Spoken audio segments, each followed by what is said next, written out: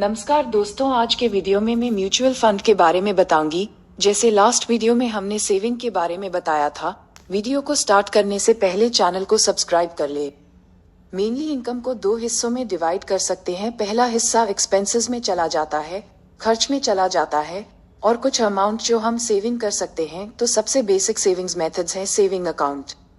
हम अपने कुछ अमाउंट को बैंक सेविंग अकाउंट में कर सकते हैं और कुछ दूसरे तरीके जैसे बैंक में फिक्स डिपॉजिट में कर सकते हैं, या कुछ लोग गोल्ड या ज्वेलरी में इन्वेस्ट कर देते हैं, रियल एस्टेट और जमीन में कर देते हैं, शेयर मार्केट में कर सकते हैं और म्यूचुअल फंड में कर सकते हैं। ये कुछ कॉमन मेथड्स है जहां पर हम सेविंग कर सकते हैं। अगला पार्ट है कि इन्वेस्टमेंट करने के लिए कौन कौन से इम्पोर्टेंट फैक्टर्स है जो हमें ध्यान में रखना चाहिए।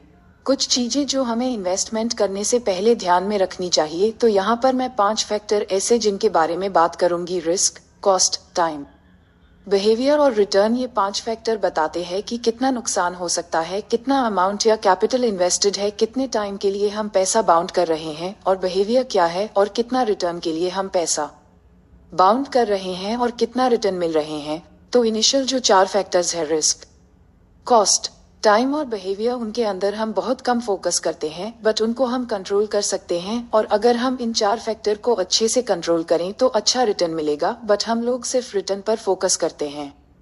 हमें हमेशा बैलेंस्ड अप्रोच पर फोकस करना चाहिए जिससे अच्छा रिटर्न मिल सके और रिस्क भी कम हो। उसके नेक्स्ट अगर हम सेविंग अकाउंट में इन्वेस्टमेंट की बात करें तो सेविंग अकाउंट में सबसे कम रिस्क होता है, बट उसमें रिटर्न 2 से 7% होता है। तो आज के टाइम इन्फ्लेशन रेट भी 5 से 7% है। तो हमारा पैसा सेविंग अकाउंट में ग्रो नहीं कर रहा है। सेविंग अकाउंट में पैसे की कोई ग्रोथ नहीं हो रही है। विद टाइम वह कम हो रहा है क्योंकि हमारी इन्फ्लेशन रेट 5 to 6% है और सेविंग अकाउंट में फिक्स डिपॉजिट के लिए कंपैरेटिवली रिटर्न थोड़ा सा हाई मिल जाता ये है। इसमें रिटर्न 4-8% मिल जाता है और रिस्क भी कम होता है, बट पैसा कुछ समय के लिए लॉकिंग पीरियड में ब्लॉक हो जाता है। नेक्स्ट अगर हम बात करें ज्वेलरी इन्वेस्टमेंट में या गोल्ड इन्वेस्टमेंट में, रिस्क कम और रिटर्न ज्यादा होता है।